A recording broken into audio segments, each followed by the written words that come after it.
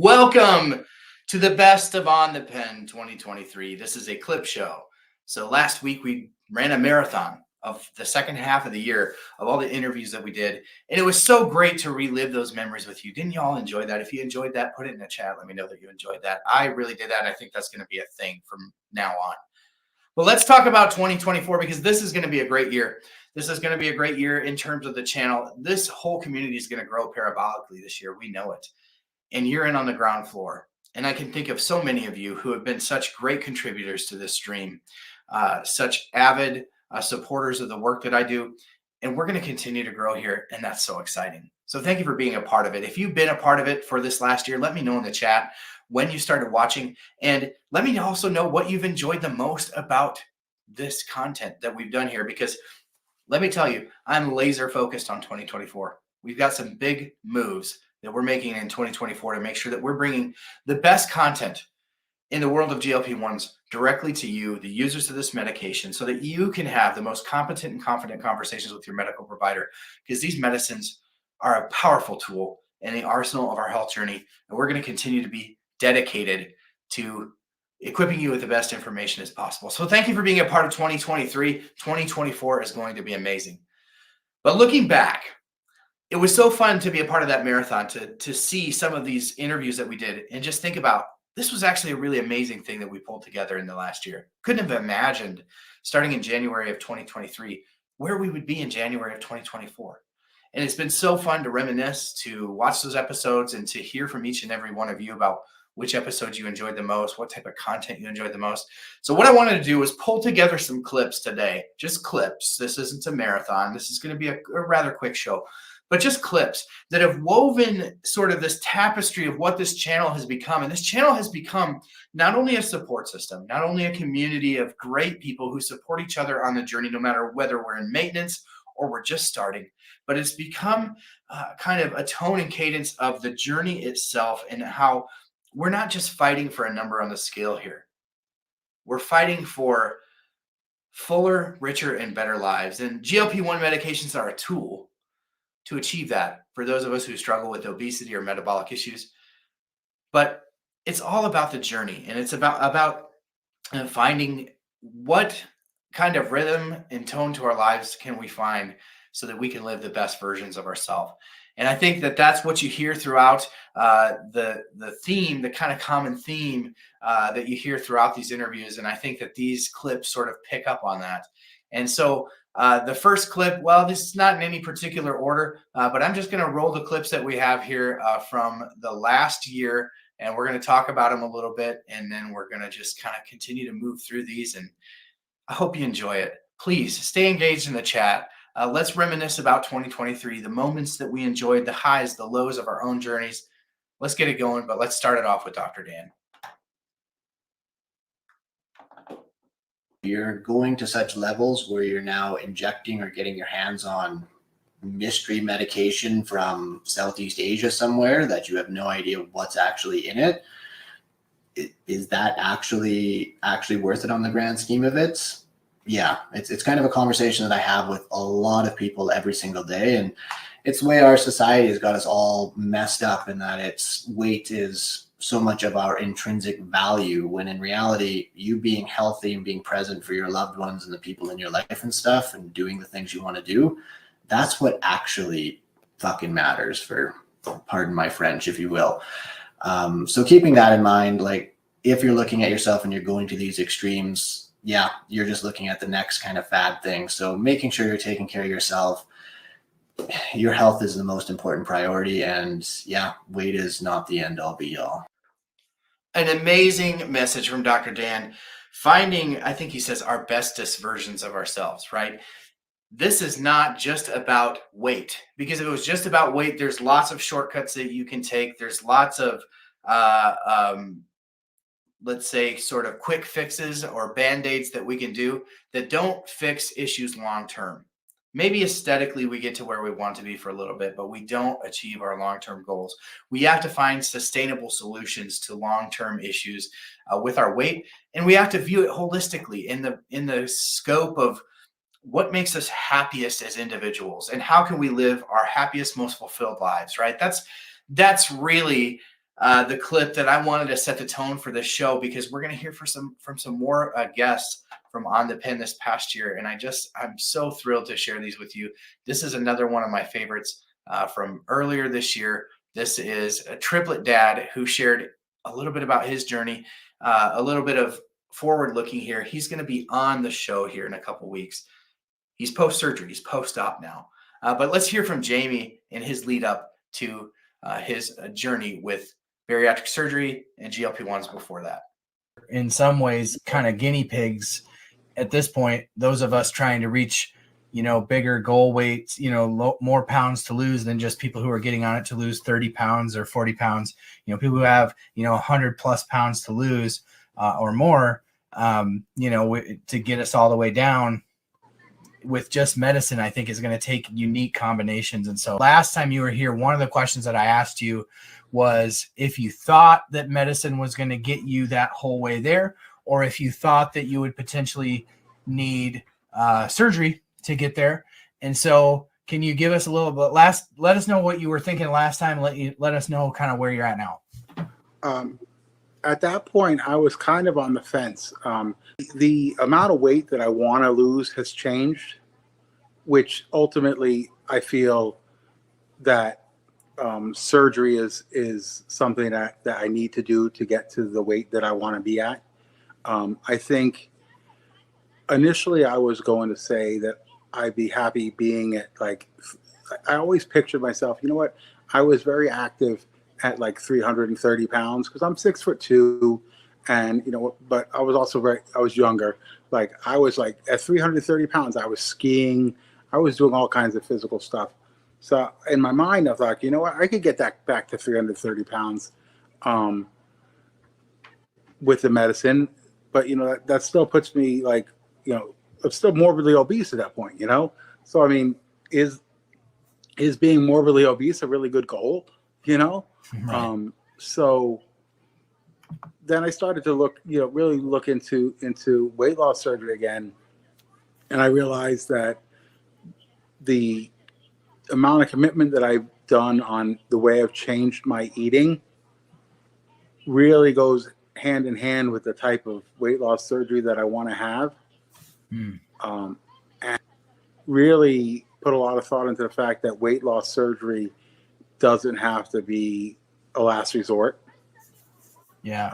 I don't have to fail at what I'm doing right now or struggle for another couple of years to lose another 100 pounds in order to and then try to have weight loss surgery. I can. So cool to hear from Jamie. If you're following him over on TikTok, you already kind of probably are aware a little bit of kind of where he's been with his journey and the fact that he just finished up surgery. But I love that Jamie just took the bull by the horns with this. Said, I'm not going to wait. I don't have to run this thing GLP-1 train into the ground. I can make a decision right now for the betterment of myself. And Jamie is doing great post-op. I can't wait for Jamie to come and share a little bit more about his journey. Now, if you enjoyed the Triplet Dad episode, please put it in the chat. Let me know that you enjoyed it. Another really cool thing that we experienced this year was the fact that I hit a 1-year milestone on my journey with GLP-1 medication. So we actually did a show about celebrating that. And so thank you if you were a part of that. Thank you if you were a gifter in that. I think there were a lot of gifts in that show. So thank you to those who gave gifts in that show. But let's check out one of the clips from that episode. And I just want to share this one with you here. Of really great content creators documenting their journey, but nobody covering the information that I was interested in. How does this work in the body? Why does it work for diabetics? Why do you lose weight on it? How does it control your sugars? Like all that kind of information that I was interested in. And so as I started to read and learn about this, I was like, this is really amazing. These medications could change people's lives. This could change everything for people. This could change everything in the economy. This could change so much. Why aren't people talking about that part of it? And so that's what this channel sought to do, right? And we've been doing it now for a year. And so I've started covering the Eli Lilly earnings calls. Like, who covers earnings calls for the medicine that they're on? Nobody, right? So, but we've been doing that for a year now, and now it's a whole thing. Who covers earnings calls for the medicines on there? Well, we did. We're the first to do it over here. Now many content creators are doing that, which I think is great, because the more this information can get spread out, the more hype that we can create around us, the more lives that can be changed. And so that's a really exciting thing. But to just think about where this thing has come, just sharing, information that I thought there was a deficit of, and you all listened and you all came along for the journey, and just to think about where we've come on the channel from then, and just, journeying together. I just, the community piece is probably what strikes me the most as we, kind of journey forward here together. It's just, I never imagined the level of community that we would have together. And it's just absolutely been amazing. I want to segue into another clip here. I was 466. I was down like 30 pounds. Okay. And then that happened and right back up. Like, I mean, like, it wasn't even like, AJ and it was Pug. like that, like gave I can lose weight fast, but I can gain weight just as fast, if not faster. So a lot of people don't understand that. They're like, oh no, like, what are you talking about? Like, I can gain 20 pounds in a week without even thinking about it. Like, if I really went off rails, 20 pounds would do nothing for me. So and I'm not gonna be able to tell. Not at all. No, that's one of the reasons I still weigh myself every day, no matter what. Of not knowing, Yeah. So, 50 pounds. You're gonna be 50 pounds up, and you're like, I don't feel a difference. But a regular person, they gain 5 pounds and they get a little pooch in their stomach. that happens super fast. Mm-hmm. So the thing that makes this clip particularly cool to me is that Pug's a community member. When we talk about the community that we've made, Pug was just a viewer who was encouraged to make content, and now Pug's pushing 20,000 followers over on TikTok, and changing lives, because Pug's story is one of the more compelling stories out there when it just comes to the sheer magnitude of weight loss that's achievable with these medications. And so Pug's story is amazing. If you're not following Pug, I'm sure most of you are, but get over and follow Pug's journey. And now he and AJ, if you missed this episode, it's just amazing. AJ's got a story very similar to Pug's. They have just been laboring on through the last year and a half to really achieve maximum weight loss. And it's just been amazing to follow both of them, community members now creating their own content, and just so cool to see all of those who have followed this channel that have decided to go out and make their own content, document their own journey, and to see that, we're able to change some lives here with the content that we create. They go out, they make their own flavor based upon their own journey. They go out and reach more people. It's just people helping people. It's such a powerful thing. So in that vein, let's roll the next clip. I suffer from binge eating disorder. So they both said, well, with the binge eating and your weight and what, we can't help you.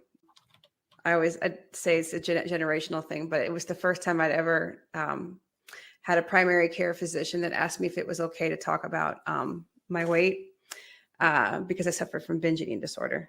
Mm-hmm. She suggested Mounjaro to try it.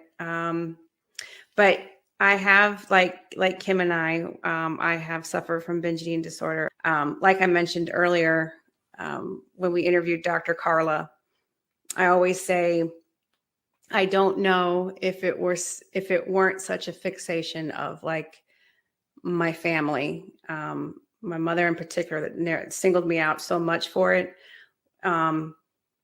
would I still have that issue? But I think it's maybe like a nature versus nurture, and it kind of created a perfect storm. Right. And I'm pretty sure it's because my mom was so highly insecure of her own weight. Sure. Yeah. These things tend to get passed on generationally, right?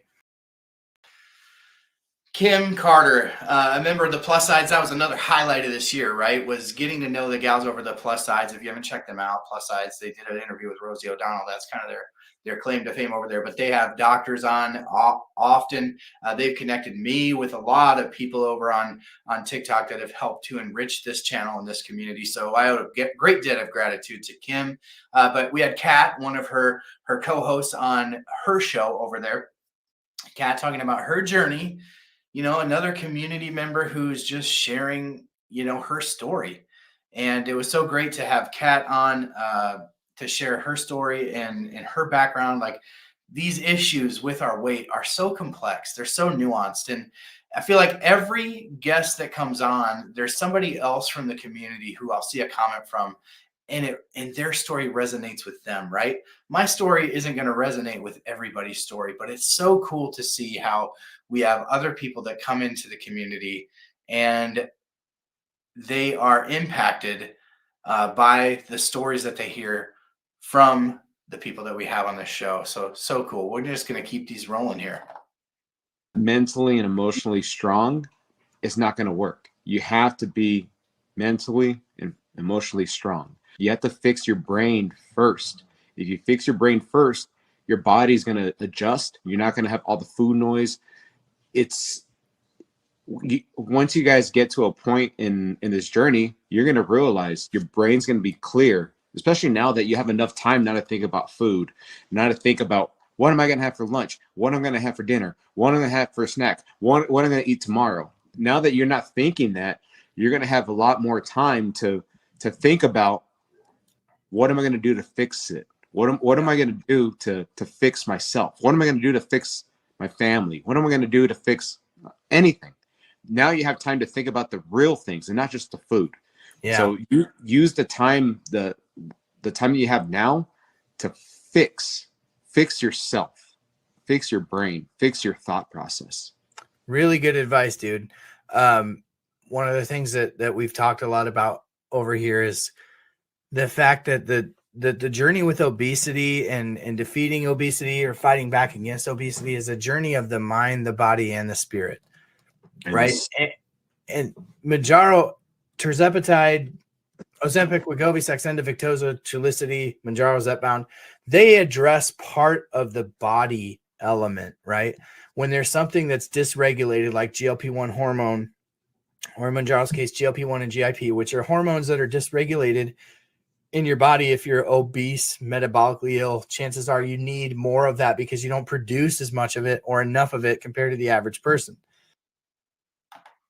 Amazing information there from Pug, which is a great flavor of what you're going to get from his channel.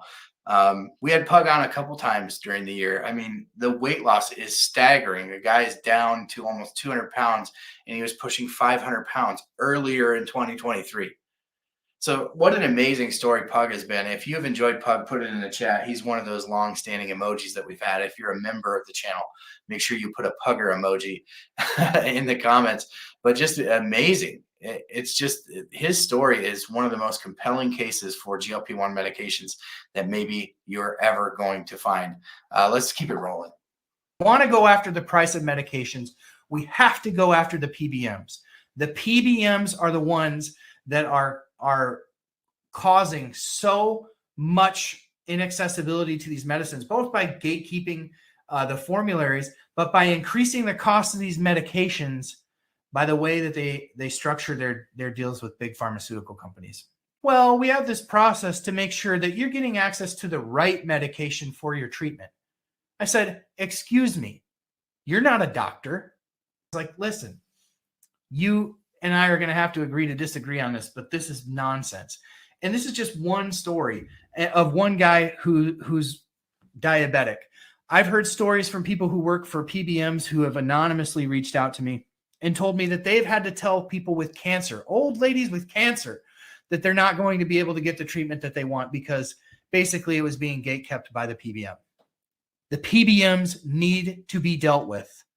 If there's one thing right under the Treat and Reduce Obesity Act that we can be advocating for when it comes to accessibility and affordability of these medications, it is PBM reform. And we need to start getting loud about PBM reform. So that's what's fresh. There's more to cover on that, and perhaps I'll do a separate video for the sake of time on these hearings, because there was a lot of experts that came on that had a lot of really interesting things to say. And kudos also, I just do want to give a shout out to Senator Roger Marshall of Kansas, who actually did bring PBM reform into the conversation in a very meaningful and impactful way, I thought. Amazing how in the last year, so we segue from Pug's story, a man who has gone from a morbid level of obesity, right? It's knocking on the door of 500 pounds, who in a year with hard work and GLP-1s as a tool was able to get his way down to 200 pounds, right? So you see how fired up I get when I learn more, and this has been a journey together. We've learned together, but as I've learned how PBMs work, one of the things that I'm laser focused and committed on is PBM reform in any way that we can support, encourage, light a fire under the people who can actually make some difference in this world when it comes to the PBMs. Dude, we're here for it on this channel. PBM reform is a huge, huge part, I think, of the future of these medications, because if we're going to get these these medications into the hands of the people that need them, it's going to start with PBM reform. We've got to bring down the cost, and the easy target has always been evil big pharma who wants to make money. Well, guess who's also making money off of the advancement of these peptides and GLP-1s?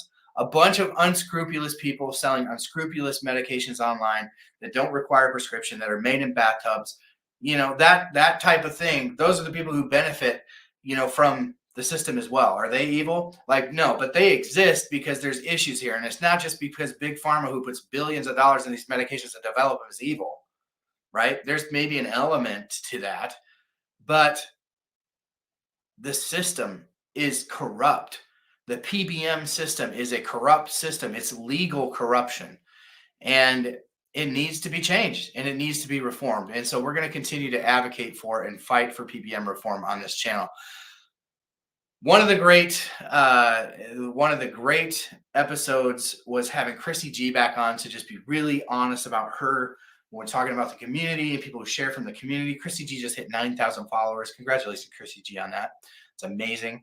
But her story was so raw, real, and authentic. She came on earlier in the year, which is one of the more fun episodes we ever had on the show.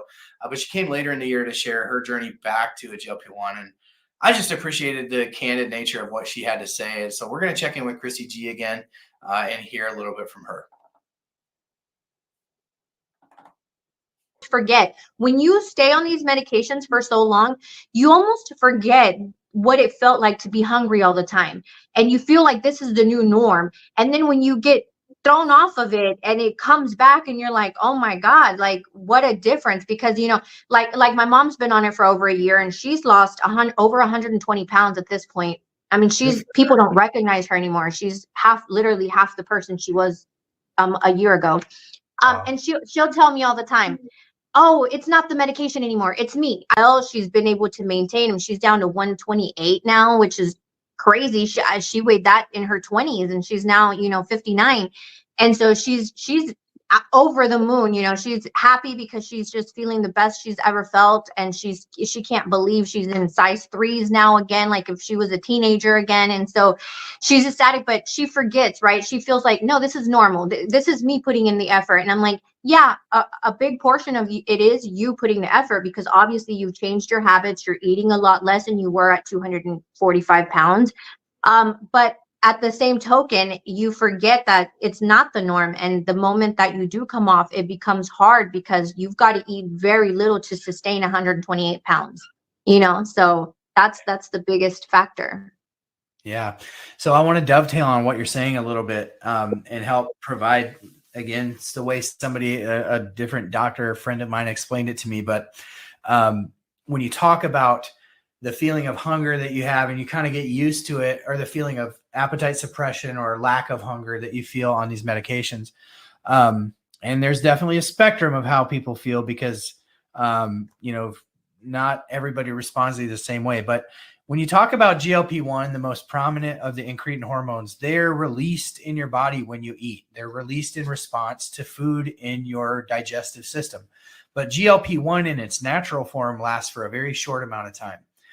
These mimic GLP-1, but they last for a week.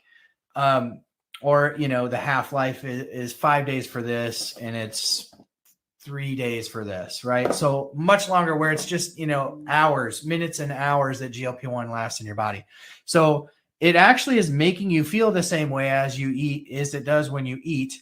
And so when obviously you have a bunch of that in your system and then you remove it, you're going to be more hungry and you're going to consume more calories. And I'm glad you explained all that, because I was going to ask you that very question. Like, what do you think the weight gain ultimately came from?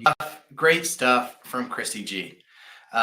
She is such a delight. I was so thrilled that she was willing to come on again, especially since she started her GLP-1 journey back up again and share. That was a great episode as well. Again, these are in no specific order.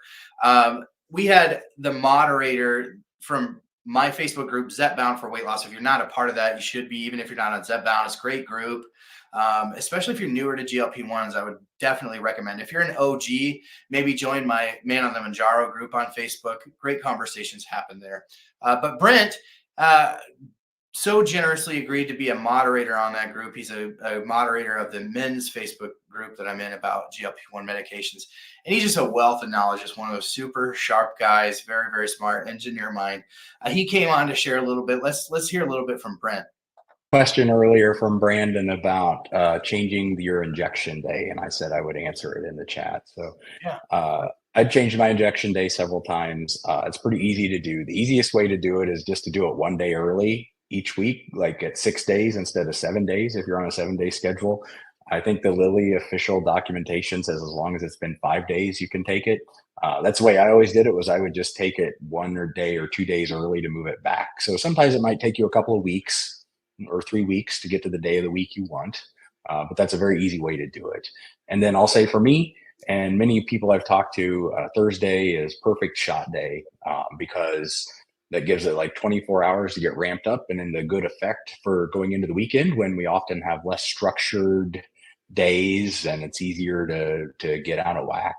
That's why I moved my shot days from Mondays to Thursdays because at the beginning of the week, if it was going to wear off by Saturday and Sunday, like that was worse than wearing off on like a Wednesday when you have structure in your day to help support you. So Absolutely. Plus On the Pen is on Thursday nights, and that's when I take my shot. Yeah. So we'll just do it together. Yeah. So awesome. Well, thank you. Thank you for being here, Brent. Thank you for all the work you're doing over in the men's group and then also in our group, the Zepbound for Weight Loss group. Just a wealth of information. And so thank you for all that you provided to the community at large, whether it's communicating over there and now over here on the pen. Would love to have you back sometime to talk about some of those other topics. That was Brent, our Facebook moderator. Another really great show, just lots and lots of great information from Brent. You need to check out that Facebook group if you haven't already. He's just such a really great resource. We had a couple done earlier in the year. These aren't as long of clips here, but I wanted to share them anyway because I really, really enjoyed the episode with Dr. Daniel Rosen. It was honestly his episode that had me thinking, bariatric surgery actually might be a good resource for me. When you think about all the tools in your arsenal to get to the happiest and best version of you. I'm not sure that this clip is the clip that best encapsulates that. These were, especially these older ones, were AI generated. I thumbed through these last ones I played for you a little bit more, but the ones that happened a little bit earlier in the year, I ran these through a while ago. But let's hear a little bit from Dr. Daniel Rosen from his episode, because that episode was one of the best episodes ever of On the Pen. I have to tell them that bariatric surgery will get approved by your insurance. It won't have a monthly cost till you get down to your goal weight. It won't have maintenance cost if you need to stay on some level of medication to keep that weight off. You can have surgery, reliably have that 70 to 80 pound weight loss and not have a big out-of-pocket expense.